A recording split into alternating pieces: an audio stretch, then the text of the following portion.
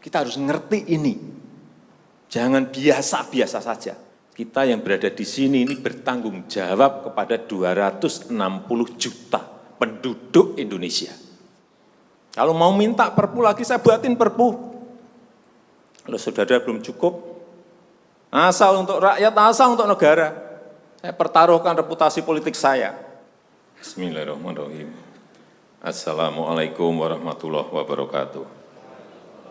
Selamat pagi, salam sejahtera bagi kita semuanya. Om Swastiastu, Namo Buddhaya, salam kebajikan. Yang saya hormati Bapak Wakil Presiden, para Menko, para Menteri, yang saya hormati seluruh ketua dan pimpinan lembaga yang hadir, yang tidak bisa saya sebut satu persatu. Bapak Ibu sekalian yang saya hormati,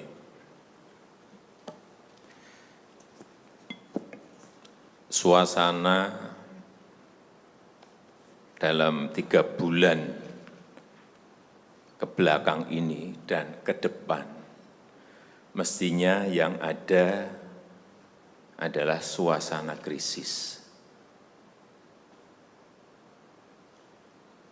Kita juga mestinya juga semuanya yang hadir di sini sebagai pimpinan, sebagai penanggung jawab, kita yang berada di sini ini bertanggung jawab kepada 260 juta penduduk Indonesia. Ini tolong digarisbawahi. Dan perasaan itu tolong sama, kita sama. Ada sense of crisis yang sama. Hati-hati. OECD terakhir sehari 2 hari yang lalu menyampaikan bahwa growth, pertumbuhan ekonomi dunia terkontraksi 6, bisa sampai ke 7,6%. 6 sampai 7,6% minusnya. Bank Dunia menyampaikan bisa minus 5%. Perasaan ini harus sama. Kita harus ngerti ini. Jangan biasa-biasa saja. Jangan linier. Jangan menganggap ini norma. Bahaya sekali kita. Saya melihat masih banyak kita yang menganggap ini normal. Nah, kalau saya lihat Bapak, Ibu, dan saudara-saudara masih ada yang melihat ini sebagai sebuah masih normal, berbahaya sekali. Kerja masih biasa-biasa saja. Ini kerjanya memang harus ekstra luar biasa, extraordinary. Perasaan ini tolong sama. Kita harus sama perasaannya, kalau ada yang berbeda satu saja sudah berbahaya. Jadi tindakan-tindakan kita, keputusan-keputusan kita, kebijakan-kebijakan kita, suasana adalah harus suasana krisis. Jangan kebijakan yang biasa-biasa saja, menganggap ini sebuah kenormalan. Apa-apaan ini? Mestinya suasana itu ada semuanya. Jangan memakai hal-hal yang standar pada suasana krisis. Manajemen krisis sudah berbeda semuanya mestinya. Kalau perlu kebijakan perpu, ya perpu saya keluarkan. Kalau perlu perpres saya keluarkan. Kalau saudara-saudara punya peraturan Menteri Keuangan, keluarkan untuk menangani negara, tanggung jawab kita kepada 267 juta rakyat kita.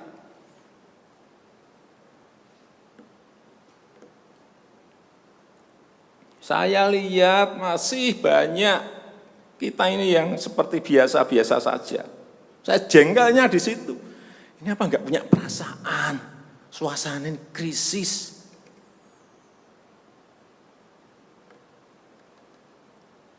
Yang kedua, saya perlu ingatkan belanja-belanja di kementerian. Saya lihat laporan masih biasa-biasa saja. Segera keluarkan belanja itu secepat-cepatnya, karena uang beredar akan semakin banyak, konsumsi masyarakat nanti akan naik. Jadi belanja-belanja kementerian tolong dipercepat. Sekali lagi, jangan menganggap ini biasa-biasa saja. Percepat, kalau ada hambatan, keluarkan peraturan menterinya agar cepat. Kalau perlu perpres, keluarkan perpresnya. Untuk pemulihan ekonomi nasional, misalnya saya berikan contoh,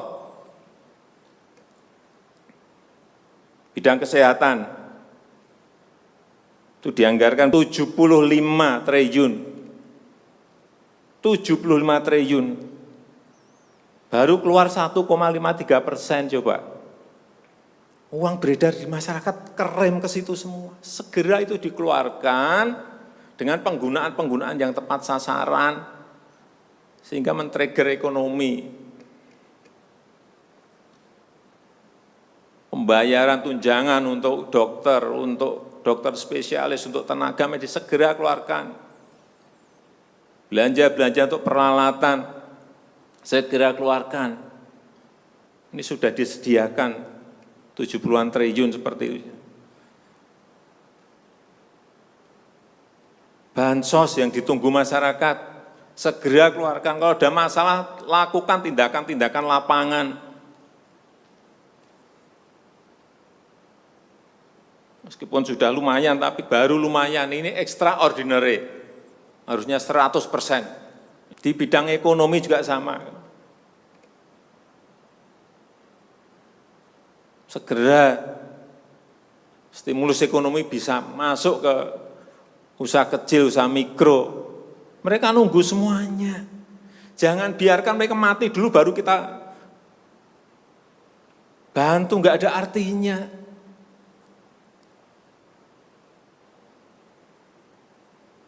Berbahaya sekali kalau perasaan kita seperti nggak ada apa-apa, berbahaya sekali. Usaha mikro, usaha kecil, usaha menengah, usaha gede, perbankan, semuanya yang berkaitan dengan ekonomi manufaktur, industri, terutama yang padat karya, beri prioritas pada mereka supaya enggak ada PHK.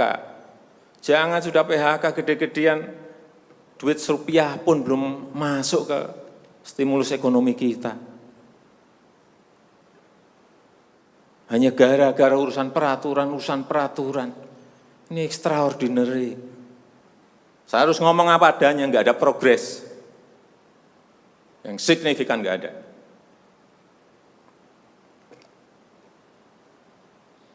Kalau mau minta perpu lagi, saya buatin perpu.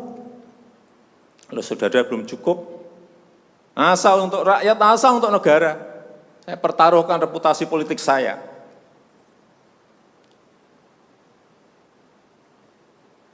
Sekali lagi tolong ini betul-betul dirasakan kita semuanya. Jangan sampai ada hal yang justru mengganggu. Sekali lagi, langkah-langkah extraordinary ini betul-betul harus kita lakukan. Dan saya membuka yang namanya langkah, entah langkah-langkah politik, entah langkah-langkah kepemerintahan akan saya buka. Langkah apapun yang extraordinary akan saya lakukan. Untuk 267 juta rakyat kita, untuk negara. Bisa aja membubarkan lembaga, bisa aja reshuffle, udah kepikiran kemana-mana saya. Entah buat perpu yang lebih penting lagi, kalau memang diperlukan, karena memang suasana ini harus ada. Kalau suasana ini tidak, Bapak Ibu tidak merasakan itu, sudah. Artinya tindakan-tindakan yang extraordinary keras akan saya lakukan. Saya rasa itu yang bisa saya sampaikan pada kesempatan yang baik ini. Saya betul-betul minta pada Bapak Ibu dan saudara-saudara sekalian mengerti, memahami apa yang tadi saya sampaikan. Kerja keras dalam suasana seperti ini sangat diperlukan. Kecepatan dalam suasana seperti ini sangat diperlukan. Tindakan-tindakan di luar standar saat ini sangat diperlukan dalam manajemen krisis. Kalau sekali lagi, kalau payung hukum masih diperlukan, saya akan siapkan. Saya rasa itu yang bisa saya sampaikan. Terima kasih. Assalamualaikum warahmatullahi wabarakatuh.